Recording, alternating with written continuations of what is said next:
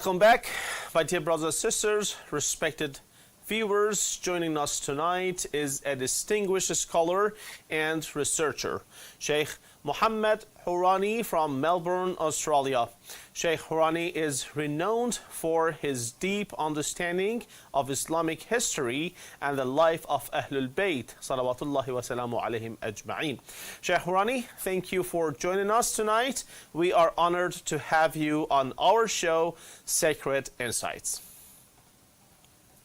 Alaikum assalam wa rahmatullahi wa barakatuh. Absolute honor to be service of the Shia of Amir alayhi abdul salam. MashaAllah, MashaAllah. Thank you so much, Sheikhna. May Allah bless you. Sheikhna, tonight we will delve into the life and legacy of Lady Zainab, peace and blessings be upon her. We will explore here unwavering faith, her courage in the face of adversity, and her profound impact on Islamic history.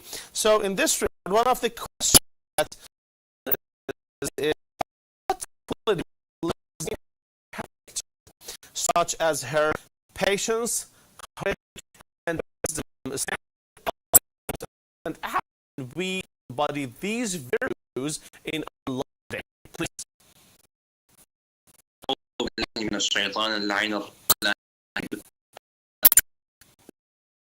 رب العالمين وصلى الله على محمد على Lady Zainab as brother Habibi. There are three qualities that stand out the most when you look at Lady Zainab and her legacy and her in the whole patience, courage, and wisdom.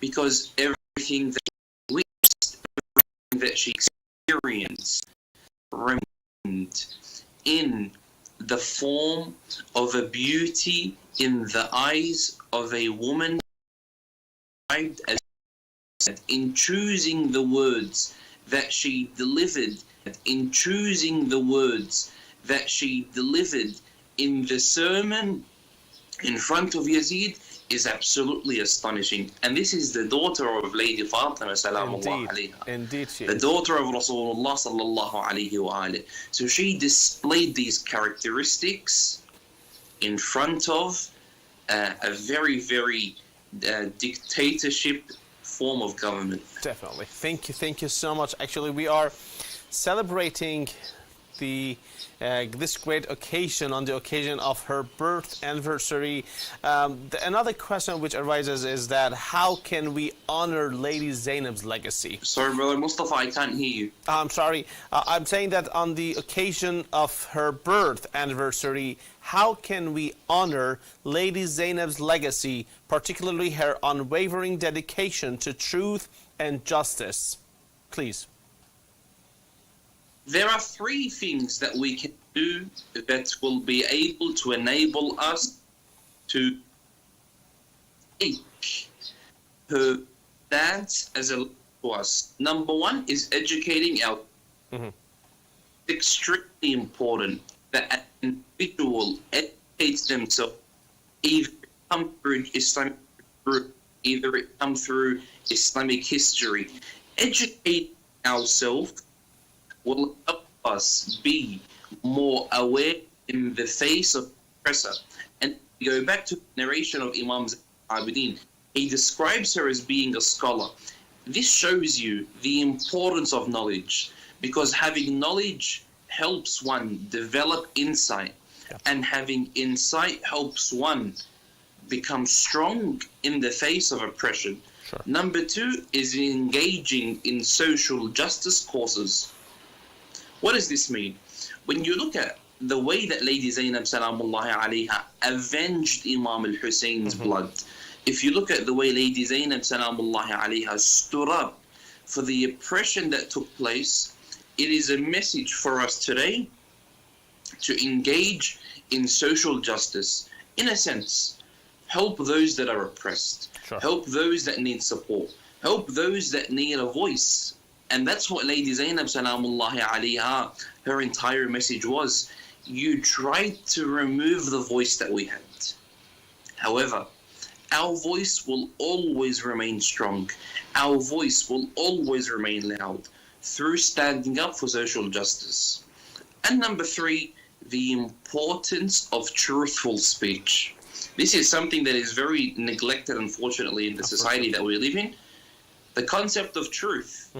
When you look at the legacy of Lady Zainab and the way that she dedicated her time to justice and her time to truth is a lesson to us. That we must remain truthful in the way that we speak, in the way that we act, in the way that we operate in our day-to-day life.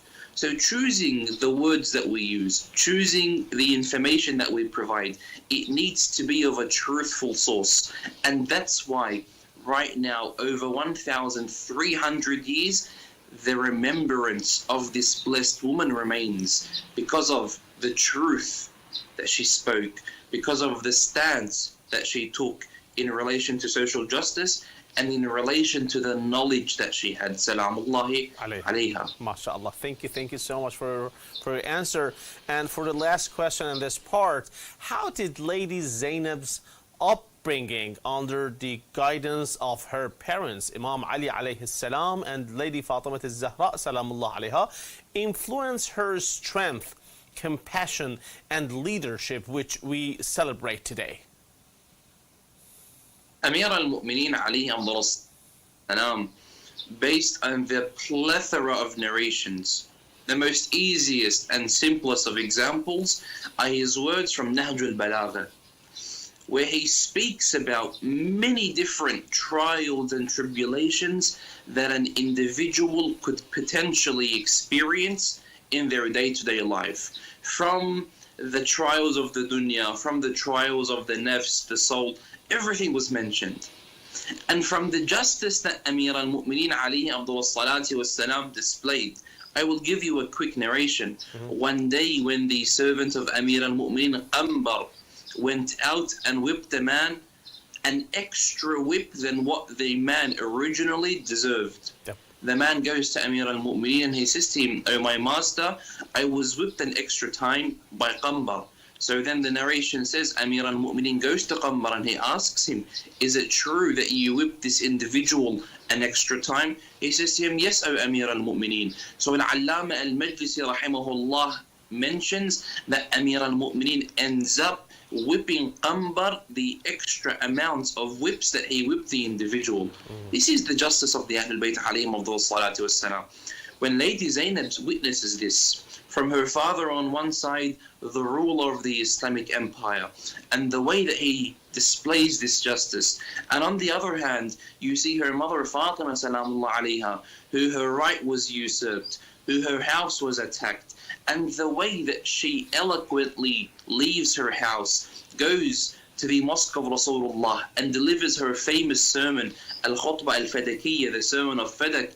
Lady Zainab salamullah alayha grew up in this environment. Indeed, In definitely. the environment of Rasulullah, where she sees her grandfather treat Imam Hussein in such a way that even Lady Zainab became more inclined to Imam Hussein salamullah alayhi and to her other siblings. So Lady Zainab salamullah alayha, the house environment that she comes from isn't an ordinary household. It's a household of truth, household of justice, household Indeed. Thank you so much. Very great. And I would like to talk to the respected viewers, dear brothers and sisters, before we continue discussion. Who to invite interviews with Imam Hussein alayhi salam, ask questions about Zainab's life and legacy. So let's interview.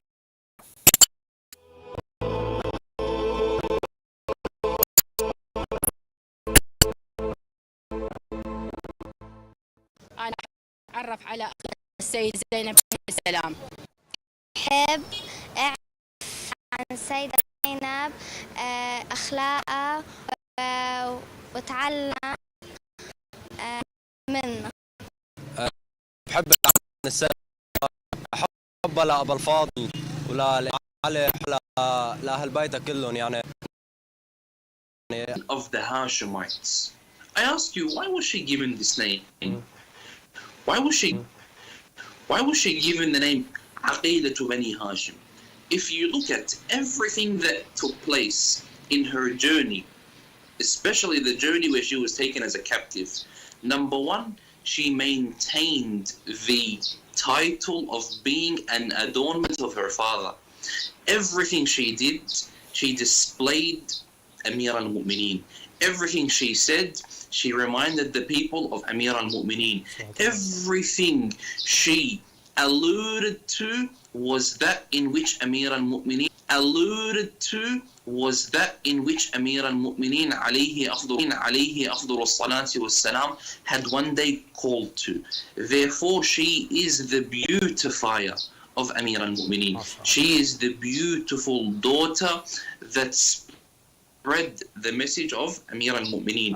In relation to the question that one of the brothers or sisters asked, the love and loyalty that Imam Hussein, Abil Fadl Abbas and Lady Zainab had all together was a love that we've never seen before. Lady Zainab displayed her love to Imam Hussein alayhi afdal salati wassalam through her relationship with the children of Imam Hussein. And that's why if we read the tragic stories of the Ahlul Bayt alayhim afdal salati wassalam, Al-Allama al-Majlisi mentions a narration where Lady Zainab was running after one of the daughters of Imam al-Hussein to protect her. And the narrator says that after everything Lady Zainab went through, after all the oppression she experienced, and after the daughters of Imam al-Hussein alayhim afdal salatu wassalam were physically abused, Lady Zainab stood up in their faces and defended these daughters, stood up in their faces and defended the family of Rasulullah. Similarly, in the court of Yazid, when they wanted to try to harm Imam al-Sajjad, Lady Zainab stands up and defends him. Therefore, the love that she had for Imam al-Hussein was displayed in the mere fact that she was willing to give up her life to protect the daughters of Imam al-Hussein, to protect the children of Imam al-Hussein alayhi afdal salati wassalam. And this isn't simply a brother-sister relationship. Yeah. This is a relationship between an individual and the Imam of their time. Yeah. And that's a lesson to us, my brothers and sisters. When we look at Zainab salamullahi alayha, we look at the relationship that we need to have with the Imam of our time, Ajjallah ta'ala Farajul Sharif. And in relation to the final question, the morals of Lady Zainab, her akhlaq, salamullahi alayha, are what made her Zainab. Definitely. The way that she would teach the woman basic Islamic questions, the way that the woman would come and ask her questions. The hijab of Lady Zainab salamullahi alayha is a hijab that is never unmatched. There is a narrator by the name of Yahya al-Mazini. He says that one day when they were exiting al-Medina to leave, he says, I seen Bani Hashim all come together and protect something. I couldn't see what it was. Was it an object? Was it an individual? So I turned to the person next to me and I said, what is taking place? He says, Zainab, the daughter of Ali, is exiting the house. This is the hijab of Lady Zainab salamullah alayha, that all the men, Abu al-Fadl al-Abbas was the one to stand there and protect her so no man sees her salamullah alayha. So in summary, my brothers and sisters, Lady Zainab salamullahi alayha is the adornment of Amir al-Mu'mineen and the adornment of Islam. She is the one that beautified. MashaAllah. Thank you so much, Shaykhna. I also would like to add that her birthday anniversary, the date is the 5th of Jamadul Awwal, which is the 5th month of the Hijri calendar, and this maybe shows her love towards the 5 members of the clock, أهل الكساء. So this is great for such a great lady to be in such a great contact with أهل البيت صلوات الله وسلامه عليهم. Thank you once again for joining us tonight and sharing your valuable insights. Your words have enriched our of life and legacy. Thank you so much. عليكم السلام ورحمة الله. Thank you. My dear brothers and sisters, respected viewers, as we conclude this episode, let us remember the sacrifices and unwavering faith of Lady Zainab, peace and blessings be upon her, from her and to choose in our own lives. I hope you enjoyed this episode. Next time. عليكم الله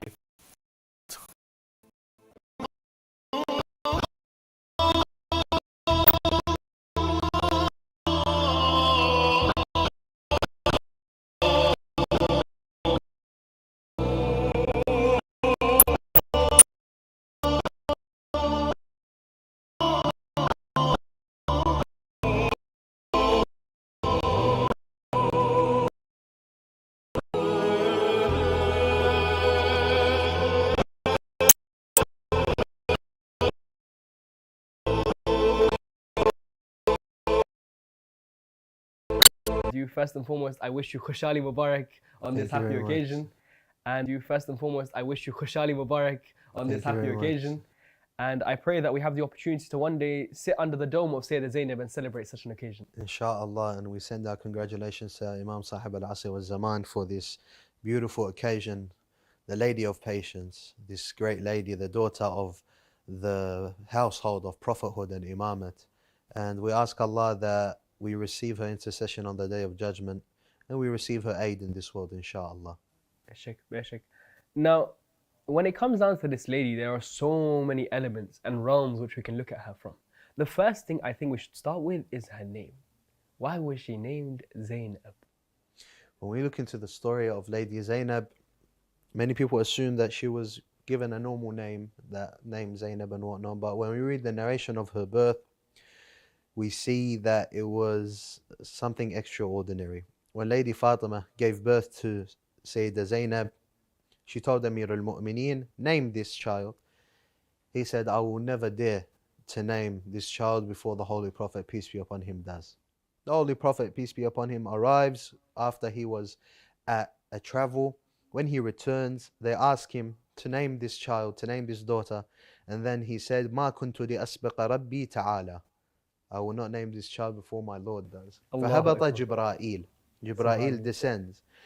And he says, sending his salutations to the Prophet, سَمِّي هَذِهِ الْمَوْلُودَةَ زَيْنَبْ. Name this child Zainab. فَقَدْ اخْتَارَ اللَّهِ لَهَا هَذَا الْإِسْمِ. Allah has chosen for her this ism. ثُمَّ أَخْبَرَ جِبْرَائِيلَ النَّبِي بِمَا يَجْرِي عَلَيْهَا مِنَ الْمَصَائِبِ. And subhanAllah, even with the birth of Lady Zainab, we cannot help but lean towards that sad aspect of her life. And then after the Jibra'il told the Prophet to name her Zainab, he told her what will happen to her and the tragedies that she would face. And then after that, after he tells him what will happen to her, فَلَمَّا أَحْضَرَتْهَا أَخَذَهَا النَّبِيُّ وَهُوَ حَزِينُ النَّفْسِ. After he named the child, Sayeda, he holds her sad. And when he holds her, then the hadith says, فَأَخَذَهَا دموعه تتبلور على سحنات وجه كريم. His tears begin to roll down his face when he carries Lady Zainab salamullahi alayha وضمها إلى صدره الشريف. And he holds her close to his chest. وجعل تقبيل. He begins to kiss her child or Sayyidah Zainab salamullahi alayha. وسماها زينب. And he named her Zainab. And the hadith says, وَكَلِمَةُ زَيْنَبْ تَعْنِي أَصْلُ شَجَرَةٍ. It means the root of good tree. A tree down to fruitful. وَضَعَ على خد حفيدته. Then he placed his cheek on the cheek of Zainab when she was born. He began to cry. صلى الله عليه وآله بكاء شديدا. He was loud وسد دموعه على خديه. Tears rolled down his cheek. ظهرت سيدة النساء. Sayeda Zahra was surprised. Why would he be saying, if this is Zainab and my daughter is one? من بكائها.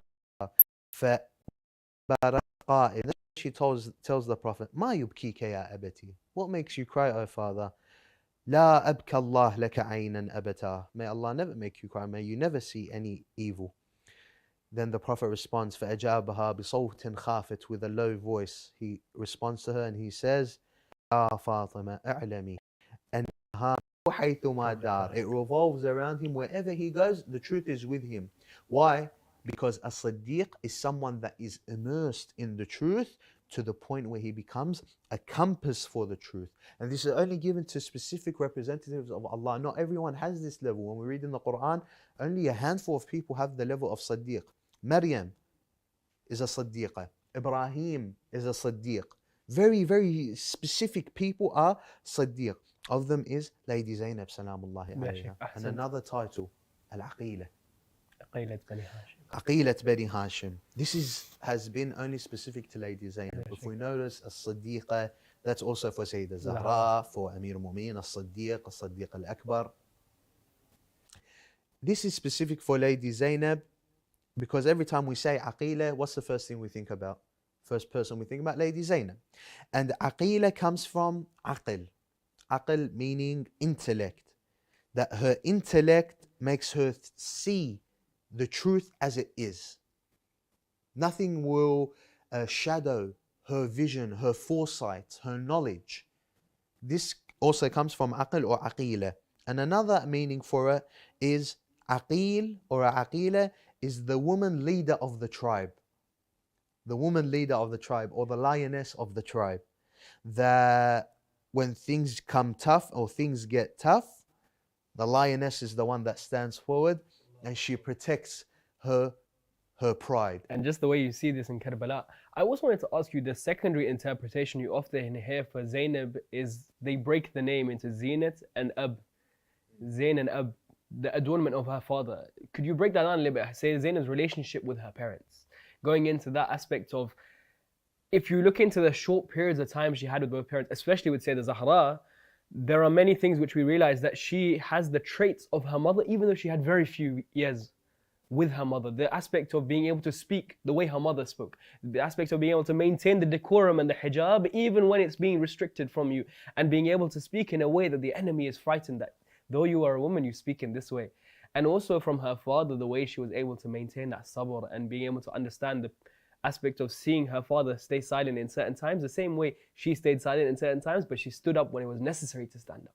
So this relationship with her parents and what she took from them during their lives. Ahsantum. When we look at, we'll start off with her relationship with her father.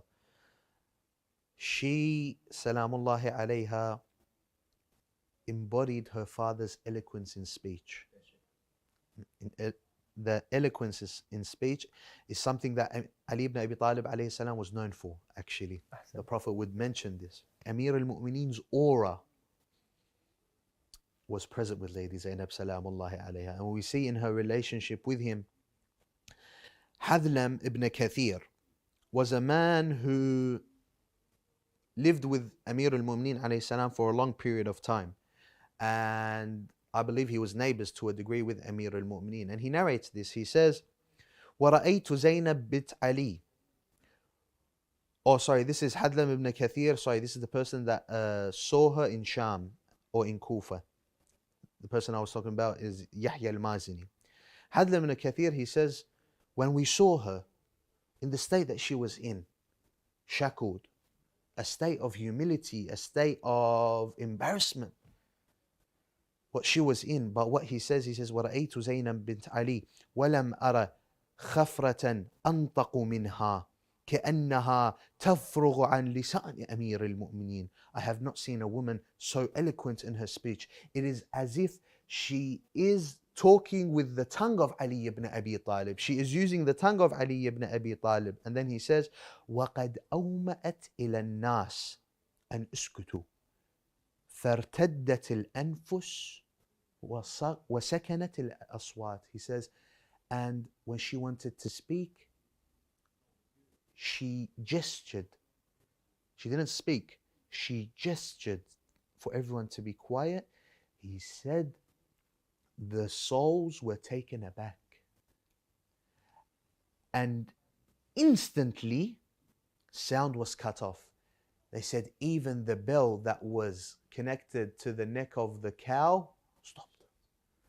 This also shows what she inherited from her father was the divine authority from Allah, al-wilaya takwiniya, that all she done was wave, but it fell to her obedience. Sound fell to the obedience of Lady Zainab and halted.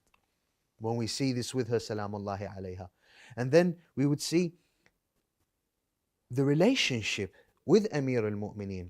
Going back to Yahya al-Mazini, who was the neighbor of Amir al-Mu'mineen, he says, جاورت أمير المؤمنين علي عليه السلام في المدينة المنورة مدة مديدة وبالقرب من البيت الذي تسكنه السيدة زينب ابنته. I was neighbors with Ali ibn Abi Talib, or the house that Sayeda Zainab was in Medina for a long period of time. And then he says, فلا والله ما رأيت لها شخصا. He says, by God, I did not even see an outline of her, a presence of her. It is as if she never existed. And I was with her for many years. I was neighbors with Sayyidah Zainab. And then he says, وَلَا سَمِعْتُ لَهَا صَوْتًا. And I never even heard a voice, a sound from her I did not hear. وَكَانَتْ إِذَا أَرَادَتِ الْخُرُوجِ لِزِيَارَةِ جَدِّهَا. If she wanted to go visit her grandfather, Rasulullah sallallahu alayhi wa alih, تَخْرُجُ لَيْلًا. She would leave at night. Al-Hasan an yaminiha. Al-Hasan would be on the right of her. Wal-Husayn an shimaliha. And Hussein was to her left. وأمير المؤمنين أمامها. Ali ibn Abi Talib is in front of her. فإذا قربت من القبر الشريف. When she almost reaches the grave of the Holy Prophet, peace be upon him, سبقها أمير المؤمنين عليه السلام. Amir al-Mu'mineen would start rushing as if walking quickly in front of her. فأخمد ضوء القناديل. He would reduce the brightness of the lanterns. أخمد ضوء القناديل. فسأله الإمام الحسن مرة عن ذلك. Imam Hussein once asked him. When he says Imam Hussein once asked him, it shows that frequently Sayyidah Zainab, when she would go to ziyarah of her grandfather, Amir al-Mu'mineen would do this. So Imam Ali would say, أخشى أن ينظر أحد إلى شخص أختك زينب. I fear that anyone may see the person of your sister Zainab. We stop here for a lesson. Many of our sisters, may Allah protect all of our sisters, inshallah. We read this hadith that the neighbor of Sayyidah Zainab would say, for the many years that I was there, I would not even see her. Ali ibn Abi Talib would dim down the lights to make sure that no one sees her.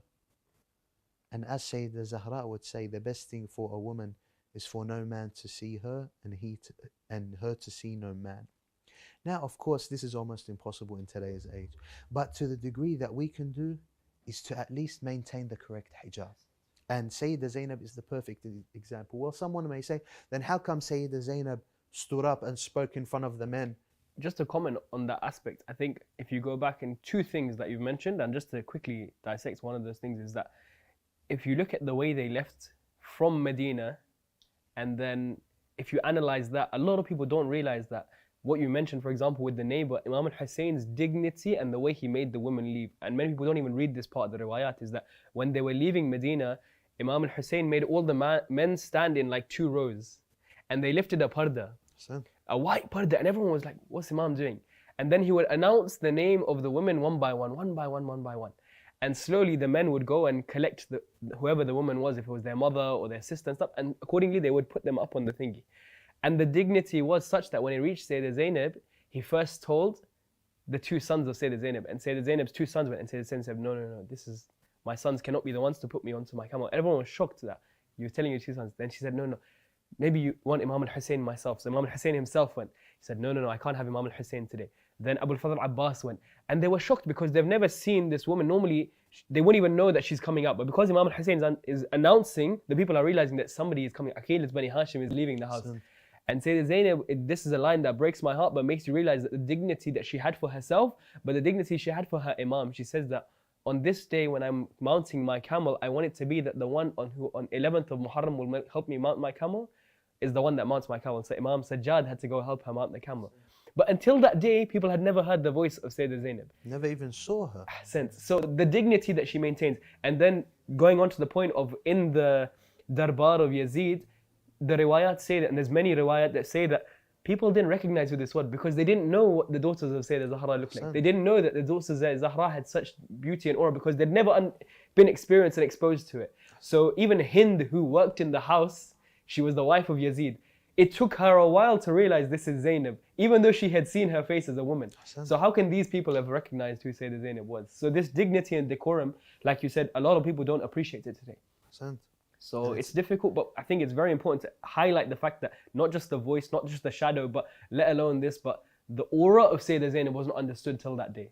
And it's an important lesson for our sisters to observe with the life of Sayyidah Zainab. Sayyidah Zainab, the only reason she spoke was she is in a case or in a state where they were about to kill Ali as-Sajjad. She was in a state where Imama was to be jeopardized. Something that the balance of the future was held upon. And that is why Lady Zainab done so. Not because she wanted to speak, not because she wanted the men to hear her voice. We have to understand this. Moving on to her relationship with her mother. Like you mentioned, that very little time was spent between Lady Zainab and Sayyidah Zahra. However, there is much to be observed from that very little time. Perhaps 5 years, less, more, around that. When we look into the patience, the perseverance of Lady Zainab, we can see that she got it from none other than her mother. And the patience and perseverance that she saw her mother go through, and the hardship that her mother went through. Very important. And that's why Lady Zahra would pray in front of Sayyidah Zainab, and Sayyidah Zainab would see this.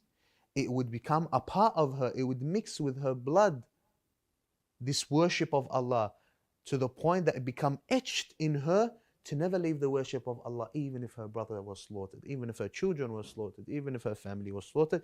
She never left the worship of Allah Azza wa Jal, highlighting to us the relationship between her and her mother and father. And I think you've really nicely trodden into her relationship with her brothers. You know, we hear one of the things that really touches my heart is the relationship between her and Imam al-Hussein, to the extent where when they say that the nikah contract or the marriage contract of Sayyidah Zainab was being written, she requested one thing in particular. She said to her husband, she says that I want to assure that I can visit Hussein anytime I want, and that my space from Hussein is never taken away. So whenever there's an access to Hussein, I want to be able to be there. And whenever there's something to do with Hussein, I will be alongside him. And it was honorable that her husband replied. He said, no, I will never deny you of that, because I know and understand the relationship between you and your brother. So if we could analyze her relationship with two things. Number one, her and Imam al-Hassan, because obviously once they became orphaned after Amir al-Mu'mineen, Imam Hassan took over the responsibility.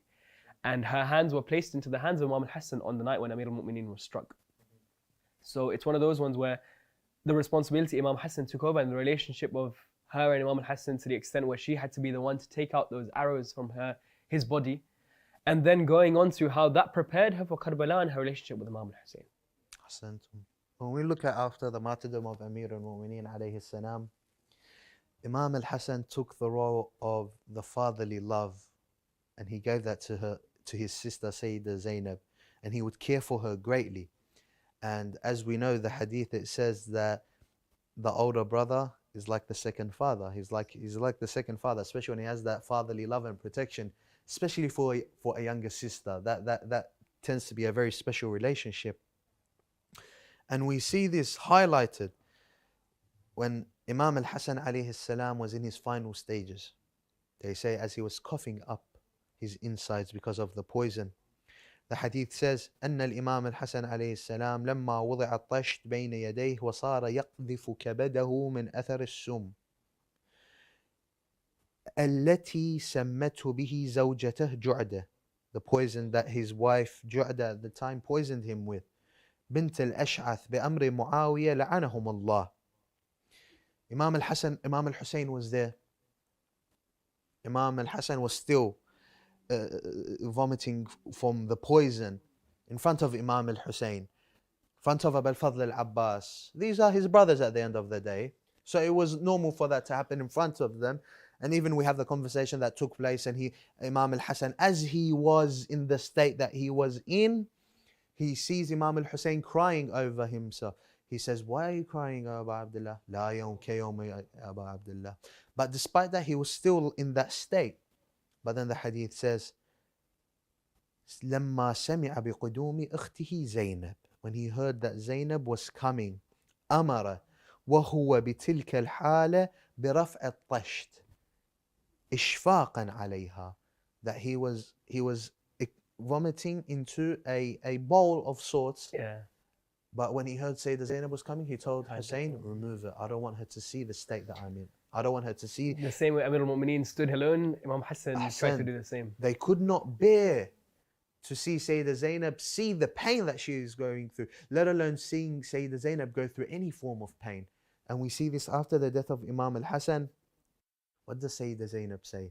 She says, بِمَنْ أَلُوذُ بَعْدَكَ يَا أَخِي, with who am I going to be protected behind you, after you, Imam al-Hassan? Imam al-Hussein is there, Abu al-Fadl al-Abbas is still there, her other brothers, Muhammad ibn al-Hanafiyyah is still there, her husband is there, her children are there, everyone is still there, Ali al-Akbar is there, al-Qasim is there. But after Imam al-Hassan, there was a certain role that he played that could not be fulfilled by anyone else, the oldest brother. So it shows you that strong love she had for her brother Imam al-Hassan. And we see this on the day of Ashur, where she would call out, Ya Jaddah Ya Rasul Allah, Ya Abatahu Ya Amir al-Mu'mineen, Ya Ummahu Ya Zah. She would also call out, Wa Hasana, Wala Hasana li al-yawm, Wa Hasana, and there is no Hassan for me today. She would call out to her older brother because that was her second father, that close relationship that he had with her. And when we go to Imam al-Hussein, we can spend months talking about the relationship between Sayeda Zainab and Imam al-Hussein, because whenever you mention Hussein, Zainab is sure to follow. Synonymous. Exactly. Whenever you mention Zainab, Hussein is sure to follow. We see that Sayyid Ja'far Bahr al-Ulum, he says, ويكفي في جلالة قدرها ونبالة شأنها ما ورد بعض الأخبار من أنها دخلت على الإمام الحسين وكان يقرأ القرآن. It is narrated that Imam al-Hussein alayhi salam was sitting down and reading Quran. And as we know, when you sit down and read Quran and someone walks in, it is not recommended to get up for them, or it is not appropriate, because you have the words of Allah. It is not appropriate to stop and get up. But they said that Imam al-Hussein, when he is reading Quran and Sayyida Zainab would enter, he said, the hadith would say, فَوَضَعَ الْقُرْآنَ عَلَى الْأَرْضِ وَقَامَ إِجْلَالًا لَهَا. He would place the Quran on the floor and he would stand out of respect for Sayyida Zainab. Look at the treatment with Imam al-Hussein and Sayyida Zainab, salamullahi alayha. Even when she was first born, there was a special relationship between Imam al-Hussein and her. The hadith says, فحين ولدتها أمها الزهراء, after her birth by Sayyida Zahra, ذهبت بها إلى رسول الله وقالت يا أبتاه أرى شيئا عجيبا من زينب. I see something strange in Zainab. The Holy Prophet, peace be upon him, says, وما هناك, what's wrong, what is happening? She says, أن زينب لا تهدأ. She cries profusely, she is crying. She does not relax. لا تهدأ حتى يدخل الحسين إلى البيت. She does not calm down. Newborn, subhanallah. She would not calm down until Hussein would enter the house, إلى البيت. فإذا دخل فإنها تتجه بنظرها نحوه. That she is just born. And when Imam al-Hussein would enter, she would turn her face to him. She would turn her face to him when she is newborn. تتجه بنظرها نحوه وتطيل ذلك. She would stare into the face of Imam al-Hussein. وتطيل ذلك فبكى رسول الله صلى الله عليه وآله عند سماعه ذلك وقال, he cried over this and he said, أن جبرائيل أخبرني بما يجري على الحسين وزينب. He said, Jibreel told me what would happen between Hussein and Zainab. From when she is first born, we see this strong love and bond between Hussein and Zainab. And then what you mentioned in the beginning, ولما تزوجت سيدة زينب من ابن عمها عبد الله بن جعفر رضوان الله عليه. When she married Abdullah, son of Ja'far al-Tayyar, her cousin. Abdullah has a high position when we have regards for him. Of course. Because despite the fact he didn't go to Karbala, Oh, he had a Muhammad. role in Medina. He didn't just do nothing in Medina. course, He of had course. an important role in Medina. And when she married him, ذهب إليها الحسين وقد ضاق صدره. After the marriage, she goes to the house of her husband. After that day,